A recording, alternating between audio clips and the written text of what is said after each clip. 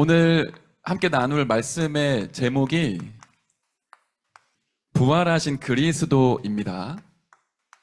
부활의 의미가 무엇인지 먼저 좀 얘기를 해봐야 될 것 같은데, 목사님이 목회자의 길을 걷기 전에요, 노래 가르치는 보컬 학원에서 일을 좀 했었어요. 어느 날 한 친구를 만났는데, 이 친구가 너무 선생님을 무서워하는 거예요. 제가 레슨을 하면 대다수의 친구들이 굉장히 마음의 편안함을 많이 느끼는 편이에요. 제 인상이나 제 말투가 막 혼내거나 다그치고 막 푸시하지 않거든요. 그런데 이 친구가 나를 너무 어렵게 하는 거야. 어렵게 느끼는 거예요. 내가 아무 말도 안 했는데 이미 굉장히 긴장하고 있고, 혹시 조금이라도 틀릴까봐 너무 얘가 힘들어하는 게 눈에 보이는 거예요. 이 친구가 그냥 예의가 바르고 이게 노래를 잘하려고 긴장하는 게 아니라 지금 마음에 뭔가가 굉장히 무거운 짐이 있는 것 같다라는 생각이 들어서 한 달 동안 기도하다가 레슨 끝나고 따로 불렀어요. 그리고는 우리가 매번 듣는 하나님 만나는 길, 복음을 이 친구한테 쭉 설명을 한 거예요. 근데 이 친구가 듣는데 너무 잘 듣는 거예요. 하필이면 그날 나도 모르게 사탄, 귀신, 가해 눌림 이런 얘기를 굉장히 많이 했어요. 보통 불신자가 그런 얘기 들으면 좀 이상하게 느끼잖아요. 너 진짜 예수님 믿으면 너가 갖고 있는 문제가 나는 뭔지 모르지만 모든 문제에서 해방받을 수 있어. 이런 얘기를 하니까 이 친구가 믿고 싶다라는 거예요. 그리고 영접기도 다 하고 눈을 딱 떴는데 얘가 하는 말이 이거였어요. 선생님, 근데 제가 아까 얘기했던 그 가위 눌리는 게 저한테 있어요. 그때 만났을 때가 이제 20대 초반이었거든요. 또 언제부터 가위 눌렸니? 초등학교 5학년 때부터요. 얼마나 자주 눌리니? 제가 매일 가위 눌려요. 10년이 넘은 거예요. 그리고 일주일에 한 번씩 짧게라도 이 친구랑 말씀을 양육을 하는데, 처음에는 자기 얘기를 잘 안 꺼내다가 얘가 한 달, 두 달 지날수록 자기 얘기를 다 꺼낸 거예요. 이 친구의 아빠, 엄마가 대학 때 연애를 알고 결혼을 안 한 상태에서 이 친구를 임신을 한 거예요. 그래서 부랴부랴 엄마, 아빠가 결혼을 했고 이 아이를 낳았는데 가정을 꾸릴 만한 준비가 안 된 상태인 거예요. 아기가 몇 살까지 엄마의 봄이 가장 그리울까요? 초등학교 가기 전까지, 보통 3살, 4살, 5살 때까지 엄마의 봄이 너무 그립거든요. 근데 얘가 엄마 아빠가 준비가 안 된 상태라 얘가 어렸을 때 아빠 엄마가 이혼을 했어요. 그리고 얘가 아빠랑 사는 거야. 근데 3살 어린애가 엄마랑 없이 사는 게 그 엄청난 충격이거든요. 늘 엄마가 보고 싶고 막 울고 때를 쓰니까 아빠가 내가 키울 수 없겠다. 그리고는 아빠의 누나 고모 집으로 이 친구를 보냈어요. 근데 고모도 아기가 둘이 있어. 조카가 와서 지금 생활해야 돼요. 엄청 힘들죠. 그러니까 내 느낌에 본의 아니게 그러려고 한 게 아닌데 조카를 차별을 한 거예요. 자기 아이들한테는 밥도 주고 따뜻하게 하는데 내 아이가 아닌 조카한테는 그렇게 못하는 거예요. 그거를 보고 있던 할머니가 이제 이 아이를, 나라도 이 아이를 데리고 살아야겠다. 내가 힘들지만. 그리고는 할머니가 데리고 사는 겁니다. 그래도 이 친구의 말로는 그래도 할머니랑 살 때가 좋았대요. 고모 집에서 차별받고 학대받는 것보다는 할머니랑 사는 게 참 좋았다고 하더라고. 그러다가 어느 날 이 친구가 이제 초등학교를 입학하고 초등학교 고학년이 됐을 때 아빠가 찾아온 거예요. 누구누구야, 내가 이제 살 준비가 됐다. 우리 집에 가자. 얼마나 좋았겠습니까? 그렇게 아빠랑 같이 살려고 집에 딱 갔는데 한 번도 본 적 없는 여자가 있는 거예요. 새엄마가 있는 거예요. 그러니까 얘가 착하니까 그 새엄마한테 잘했어요. 엄마 엄마 하면서. 그런데 문제는 새엄마 아빠랑 같이 살던 그날부터 하루도 빠짐없이 매일 가위에 눌렸어요. 가위에 눌리는 거 뭔지 알아요? 잠을 딱 자려고 누웠는데 갑자기 귀에서 이상한 소리 들리고 갑자기 뭐가 보이기도 하고 몸을 움직일 수도 없는 상태. 근데 그게 굉장히 극심한 공포로 다가오거든요. 말을 하고 싶은데 말이 안 나오고, 움직이고 싶은데 안 움직여지고, 막 몸부림치다가 깨면 또 악몽에 시달리고, 그게 반복되는 거예요. 얘가 10몇 년 동안 가해에 눌리니까 잠을 안 자기 시작을 했어요. 잠을 안 자야 가해에 안 눌리니까. 그러다가 새벽 3시, 4시 학교 가기 직전에 쓰러져 자요. 겨우 깨서 학교 가는 거예요. 공부가 될 수가 없죠. 근데 얘는 매일 누렸고, 매일 그랬거든. 이유가 뭐였을까요? 네. 새엄마가 자세히 보니까 어느 날부터 창문을 열고 대화를 막 하더래요. 자기는 감수성이 풍부한 사람인 줄 알았대요. 막 자연환경을 보면서 막 기뻐하는 사람들 있잖아요. 근데 엄마가 창문 열고 뭔가 대화를 하는데 존재가 있는 거예요.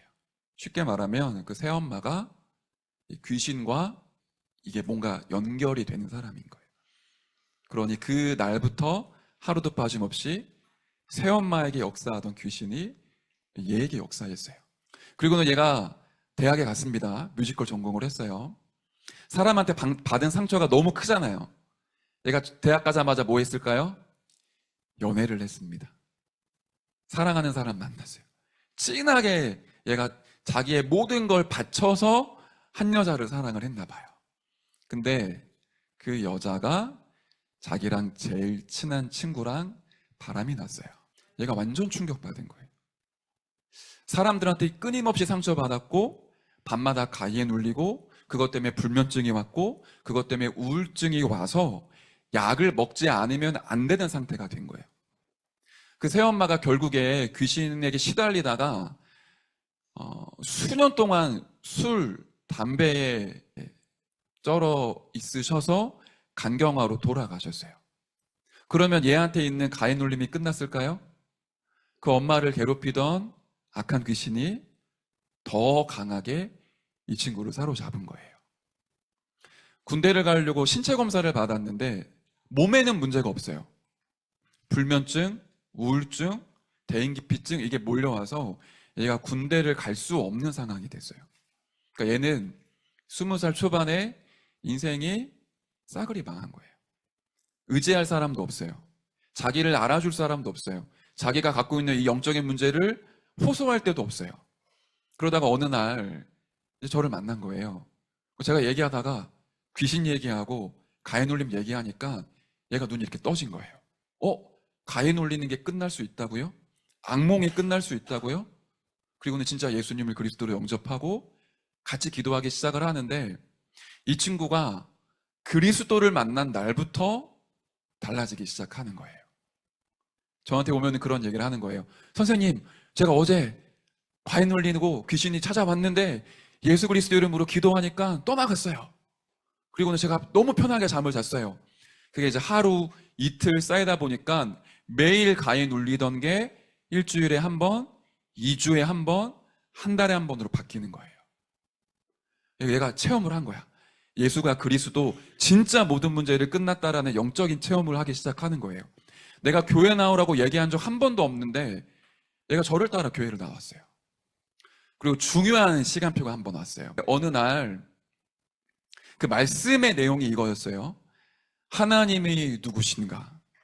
하나님은 너가 가장 힘들고 어려울 때도 너를 알고 계셨고 너를 창조하셨으며 그분이 끊임없는 사랑으로 너를 만나기 위해 마음의 문을 두드리고 계셨다.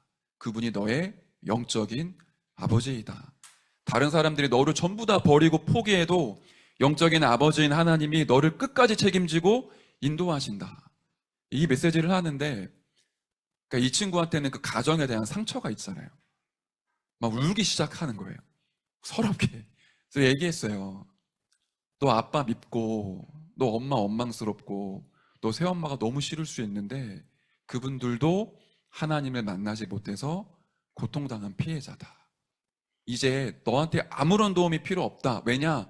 하나님이 너의 인생의 주인이시기 때문에 너가 오히려 그 능력으로 아빠 살리고 가족 살리고 친엄마한테 복음 전해라.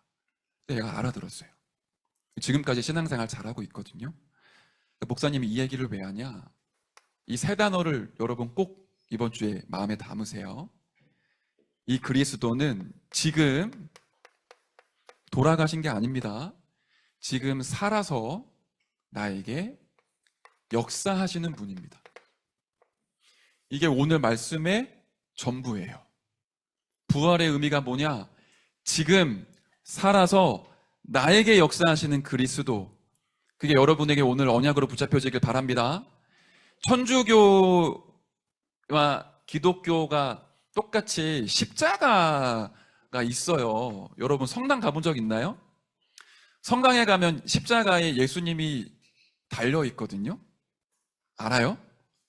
여러분 교회에 달린 십자가에 예수님 달려 있는 거 본 적 있나요? 교회는 십자가에 예수님이 안 달려 계십니다.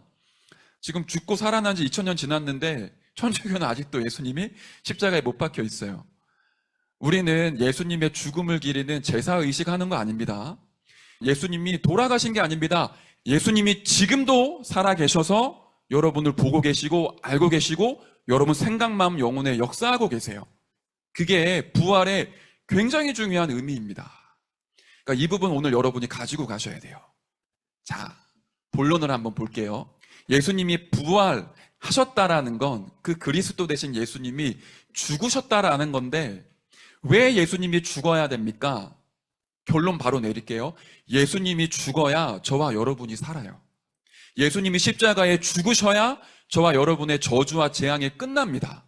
제가 앞에 서론에 얘기했던 우리 친구, 그리스도가 죽어야 그 친구가 가지고 있는 모든 재앙과 심판이 끝나는 거예요. 예수님이 십자가에 돌아가시면서 이렇게 말씀하십니다. 다 이루었다. 요한복음 19장 30절이죠. 다 이루셨다라는 게 뭘까요? 이거는 완성의 의미가 있잖아요. 근데 이게 영어로 하면 원어나 영어는 이렇게 나와요. 여러분들 영어 잘하시니까 제가 발음은 안 좋아서 발음은 안 할게요. 이게 뭐죠? 다 끝냈다. 그럼 무엇을 끝냈을까요? 세 가지를 우리가 꼭 오늘 기억해야 됩니다. 첫 번째가 우리의 과거의 운명입니다. 가끔씩 뉴스 기사를 보면 이런 기사가 있어요. 너무 착하고 성실하게 살던 두 아이의 아빠가 투잡을 뛰면서 낮에는 일을 하시고 밤에 돈을 벌기 위해 배달을 하는데 음주운전한 뺑소니 차량에 치여서 죽었다. 막 이런 기사들이 나오잖아요. 그럼 보면 그런 의문 생기지 않아요? 왜 착하게 사는데 저렇게 힘들게 고통당합니까? 성실하게 정직하게 다른 사람들을 오히려 도우며 사는 사람들이 왜 더 큰 문제와 어려움 속에 힘들어합니까? 이유가 있어요. 그게 바로 근본 문제, 원죄 때문에 그렇습니다. 로마서 3장 23절에 모든 사람이 죄를 범하였음에 하나님의 영광에 이르지 못했다. 하나님을 떠난 그 문제가 끊임없는 저주와 재앙과 고통을 인간에게 가지고 와요. 하나님을 떠나 영적으로 죽어있는 사람에게는 원하지 않는데 저주와 재앙이 따라와요. 그걸 우리가 운명이라 그래요. 저와 여러분이 잘못한 게 없어요. 우리가 선악과 따먹은 거 아니에요. 그런데 우리에게 저주 재앙이 밀려와요. 그게 원죄예요. 여기서 빠져나올 길이 없기 때문에 예수님이 십자가의 죽으심으로 이 과거의 근본 문제, 원죄를 해결하셨어요. 자, 그 그리스도가 우리 인생의 주인이 될 때 여러분 마음속에 고이고이 숨겨놓았던 상처, 부모님에 대한 상처, 가정에 대한 상처, 친구에 대한 상처, 사회와 학교에 대한 상처, 그게 그리스도 안에 있으면 상처가 아니라 그리스도를 깨닫고 언약이 이루어지는 발판이 돼요. 우리의 과거에 안 좋았던 모든 것들이 하나님을 만나는 도구가 됩니다. 그걸 우리가 발판이라 그래요. 과거의 문제를 예수님이 십자가에서 끝내신 거예요. 두 번째, 어떤 문제를 끝내신 거냐? 현재 눈에 보이지 않지만 이 사탄이 지금도 활동하고 있습니다. 에베소서 2장 2절에 보면 허물과제로 죽었던 사람이 이 세상의 풍조를 따랐다. 이 세상의 분위기, 문화, 흐름 따라가는 거예요. 근데 그게 알고 보니까 공중에 권세 잡은 자, 사탄을 따라가고 섬기는 꼴이에요. 일평생 동안 열심히 산다고 살았던 게 사탄에게 심부름하다가 사탄에게 농락당하다가 지옥으로 가는 게 인생입니다.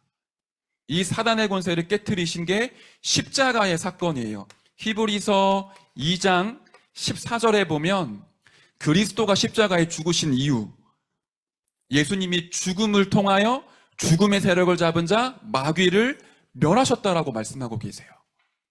우리가 그 그리스도를 인생의 주인으로 모시면 현재에 있는 고민, 갈등, 문제, 여러 가지 아픔, 그 모든 것들이 하나님의 언약이 이루어지는 응답의 과정이라는 걸 알게 돼요. 근심하거나 고민하거나 갈등하거나 사람들과 끊임없이 갈등하고 분쟁하는 게 아니라 그 속에서 하나님의 계획과 뜻을 찾는 영적인 힘을 공급받아요. 그리스도가 죽어야만 우리의 과거, 우리의 현재 문제가 해결되는 겁니다. 그러면 세 번째가 무엇일지 예측이 되죠. 그리스도가 십자가에 죽으심으로 우리의 미래의 문제를 끝내신 겁니다. 만약에 그리스도가 십자가에 죽지 않으시면 우리는 이 땅에 살면서 열심히 살고 돈 많이 벌고 성공하며 살았는데 죽고 나면 지옥에 가야 돼요. 이 지옥의 문제를 그리스도께서 해결하신 거예요. 에베소서 2장 6절에 보니까 그리스도와 함께 하늘에 앉히셨다. 우리의 이름이 생명책에 기록되어 있고 우리의 배경이 하나님의 나라로 바뀌었고요. 하나님의 나라를 누리다가 하나님의 나라로 갑니다. 더 직접적으로 얘기하면 우리가 지금부터 죽을 때까지 한 번도 염려하지 않아도 될 만큼 여러분의 인생이 하나님의 나라로 보장되어 있어요. 특히 중3쯤 되면 고민되잖아요. 고등학교 어디로 가야 되지? 나 앞으로 무슨 과에 진학을 해야 되지? 그러다가 여러분이 고3쯤 되면 굉장히 마음이 불안해집니다. 과연 내가 좋은 대학에 갈 수 있을까? 그거 하지 말라는 거예요. 우리의 미래를 내가 만들어가는 게 아니라 하나님이 책임지세요. 아닌 것 같죠? 여러분의 인생을 하나님이 100% 인도하십니다. 내가 실수하고 잘못해서 넘어졌다. 그것까지도 합력해서 하나님의 뜻이 이루어져요. 여러분이 공부를 잘해서 좋은 대학에 가면 좋겠지만 혹시라도 공부를 잘 못해서 안 좋은 대학 가도 여러분의 인생 절대로 망하지 않아요. 하나님이 여러분을 하나님 나라로 인도해 가시고요. 여러분의 인생을 통해 많은 사람들을 살리는 전도자의 축복을 반드시 누리게 하십니다. 히브리서 2장 15절에는 이렇게 얘기해요. 하나님 떠난 사람들, 그리스도로 주인되지 못한 사람들의 인생이 일평생 동안 죽기를 무서워해서 사단에게 매여 종노릇하고 있다라고 얘기합니다. 그게 불신자의 인생이에요. 잘 사는 것처럼 보이죠? 죽는 게 무섭고 살아가는 게 무서워서 몸부림치며 살아가는 겁니다. 그리스도가 십자가에 죽으심으로 이 세 가지의 문제가 완전히 끝났어요. 자, 그리스도가 죽으신 걸로 끝난 게 아닙니다. 그 십자가에 죽으신 그리스도가 부활하셨어요. 그 의미가 뭐냐? 부활하신 그 이름으로 우리는 기도해서 응답받을 수 있는 사람들이에요. 그 이름이 어떤 이름인지 아세요? 빌립보서 2장 9절에는 이렇게 얘기해요. 그 이름이 모든 이름 위에 뛰어난 이름이다. 그 이름이 자체가 권세가 있어요. 요한복음 1장 12절에는 예수 그리스도 이름 진짜 믿으면 하나님의 자녀가 되는 권세를 주시겠다고 약속하고 계세요. 빌립보서 3장 21절에는 그 이름이 만물을 복종하게 하는 이름이다. 그래서 예수님이 이렇게 얘기하십니다. 요한복음 14장 14절에 내 이름으로 기도해라. 요한복음 16장 24절에는 지금까지는 너희가 내 이름으로 아무것도 구하지 아니했지만 구하라. 그리하면 받으리니 너희 기쁨이 충만하리라. 근데 이거 진짜 여러분 마음을 믿으시면 끝나요. 진짜 예수 그리스도 이름으로 기도해서 응답 한 번만 받으면 기도가 얼마나 큰 능력인지를 체험하게 됩니다. 기도할 때 어떤 일이 벌어지냐? 그것도 예수님이 말씀해 주셨어요. 요한복음 14장 16절부터 17절에 보면 우리를 보호하고 은혜를 주시고 가르치는 성령이 우리의 생각, 마음, 영혼을 주장하고 인도해 가십니다. 14장 26절, 27절에는 그분이 우리에게 모든 것을 깨닫게 하시고 가르치신다고 했어요. 여러분이 주일날 예배드리면 목사님의 설교를 듣는 것 같지만 그렇지가 않아요. 지금도 성령이 목사님에게도 역사하고 여러분에게도 역사해서 여러분의 상황, 여러분의 상태에 정확히 맞는 말씀을 깨닫게 하세요. 그 말씀 붙잡고 기도하면 내가 할 수 없는 하나님의 나라와 응답이 내게 임하게 됩니다. 목사님이 사실 어렸을 때 공부를 진짜 못했거든요. 공부를 왜 못했냐? 여기 딱 앉아있으면 집중할 수 없는 상태였었어요. 머릿속에 상상, 공상, 망상, 허상 계속 떠오르는 거예요. 집중할 수 있는 상태가 아닌 거라. 그런데 어느 날 모든 문제를 끝내신 그리스도, 지금 살아서 내 안에 역사하시는 그리스도를 만났는데 바뀌기 시작했어요. 제가 학교 갈 때마다 하는 기도가 있었거든요. 등교할 때마다 하나님, 내 인생의 주인 되어주셔서 감사합니다. 오늘도 나의 생각, 마음 다스려 주시고 혹시 나를 통해 복음 받을 친구가 있다면 나를 통해 복음 증거되게 해주세요. 이 공부하는 이유가 세계복음화 때문에 공부하는 게 되게 해주세요. 등교할 때마다 기도했고요.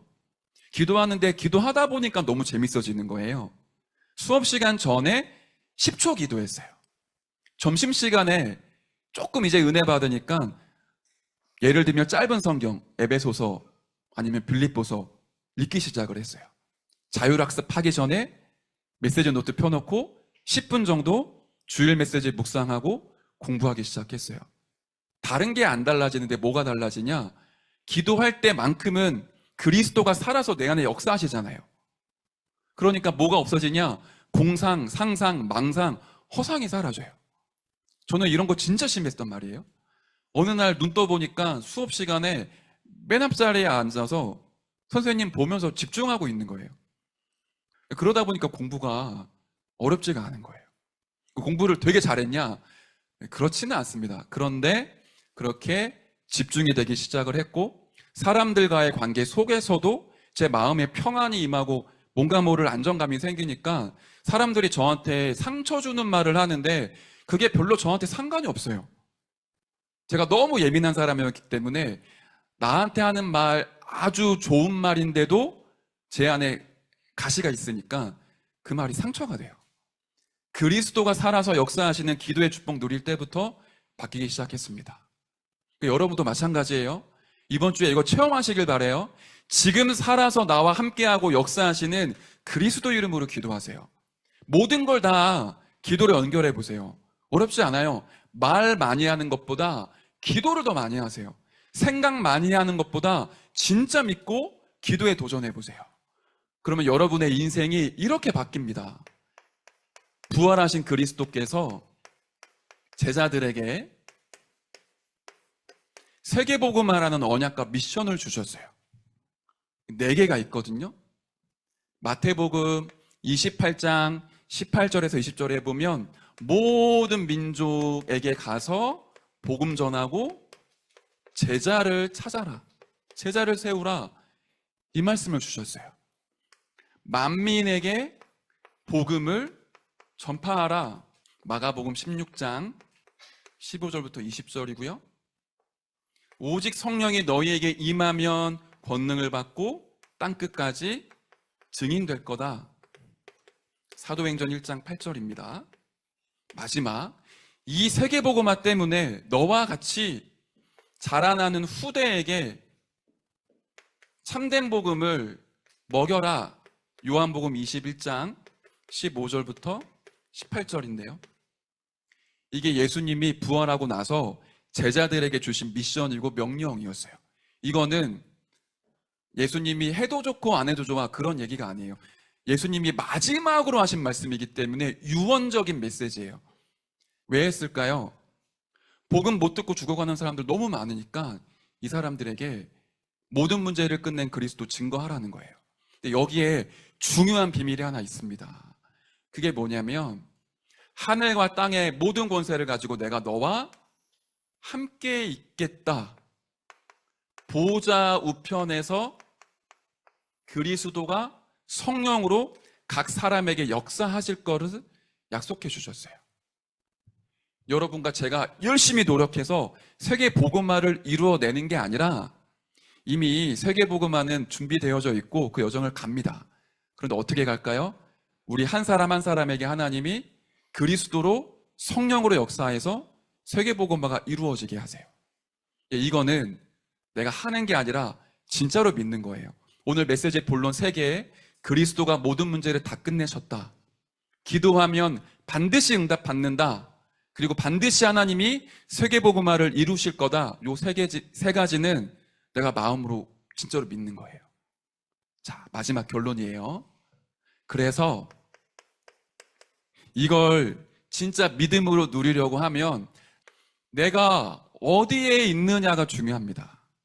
내 영적인 현재 주소, 하나님이 역사하시는 그 역사의 시간표 속에는 있으셔야 돼요.